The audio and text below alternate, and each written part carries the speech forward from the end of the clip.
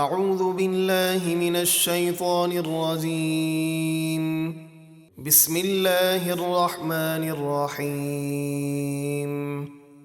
الطلاق مرتان فإمساكم بمعروف أو تسريح بإحسان ولا يحل لكم أن تأخذوا مما آتيتموهن شيئا إلا أن يخافا ألا يقيما حدود الله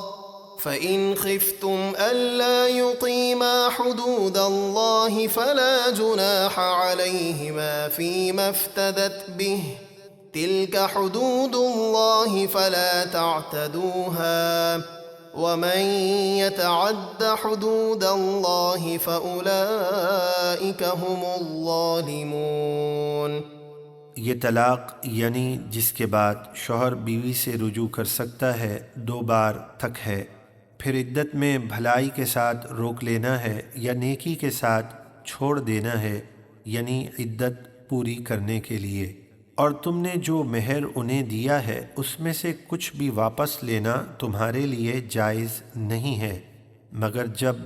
دونوں کو اندیشہ ہو کہ وہ اللہ کی حدیں قائم نہ رکھ سکیں گے۔ پھر اگر اے فیصلہ کرنے والو تمہیں خوف ہو کہ وہ دونوں اللہ کی حدوں پر قائم نہ رہیں گے، یعنی حقوق ادا نہ کر سکیں گے، تو ان دونوں پر کوئی گناہ نہیں اس مال میں جو عورت نے اپنی جان چھڑانے کے بدلے میں دیا ہے۔ یہ اللہ کی حدیں ہیں، ان سے آگے نہ بڑھو، اور جو اللہ کی حدوں سے آگے بڑھے تو وہی لوگ ظالم ہیں۔ فَإِن طَلَّقَهَا فَلَا تَحِلُّ لَهُ مِن بَعْدُ حَتَّى تَنكِحَ زَوْجًا غَيْرَهُ فَإِن طَلَّقَهَا فَلَا جُنَاحَ عَلَيْهِمَا أَن يَتَرَاجَعَا إِن ظَنَّا أَن يُقِيمَا حُدُودَ اللَّهِ وَتِلْكَ حُدُودُ اللَّهِ يُبَيِّنُهَا لِقَوْمٍ يَعْلَمُونَ۔ پھر اگر اس نے اپنی بیوی کو تیسری طلاق دے دی تو اب 3 طلاقوں کے بعد وہ عورت اس کے لیے حلال نہ ہوگی جب تک کہ اس کے علاوہ کسی اور مرد سے نکاح نہ کرے۔ پھر اگر وہ دوسرا شوہر قربت کے بعد اسے طلاق دے دے تو ان دونوں یعنی پہلے شوہر اور اس عورت پر کوئی گناہ نہیں کہ عدت کے بعد پھر آپس میں نکاح کر کے مل جائیں، اگر سمجھتے ہوں کہ اللہ کی حدیں قائم رکھ سکیں گے، اور یہ اللہ کی حدیں ہیں جنہیں وہ علم والوں کے لیے بیان فرماتا ہے۔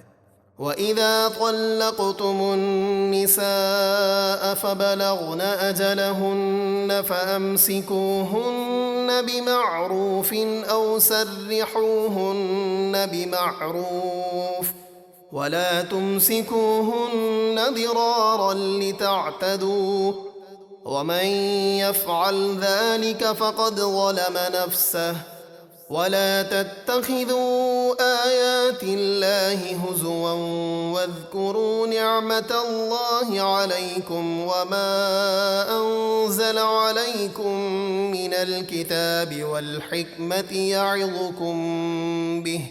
وَاتَّقُوا اللَّهَ وَاعْلَمُوا أَنَّ اللَّهَ بِكُلِّ شَيْءٍ عَلِيمٌ۔ اور جب تم اپنی عورتوں کو طلاق دے دو اور وہ اپنی عدت پوری ہونے کے قریب پہنچ جائیں تو انہیں بھلائی کے ساتھ روک لو یا نیکی کے ساتھ چھوڑ دو، یعنی عدت پوری کرنے کے لیے، اور انہیں تکلیف دینے کے لیے مت روکو کہ ان پر کوئی زیادتی کرنے لگو، اور جو ایسا کرے تو بے شک اس نے اپنی جان پر ظلم کیا۔ اور تم اللہ کی آیتوں کو مذاق نہ بنا لو، یعنی بے عملی اور سستی سے بچو، اور اپنے اوپر اللہ کا احسان یاد کرو اور اس کتاب اور حکمت کو یاد کرو جو اس نے تم پر نازل کی تمہیں نصیحت دینے کو، اور اللہ سے ڈرتے رہو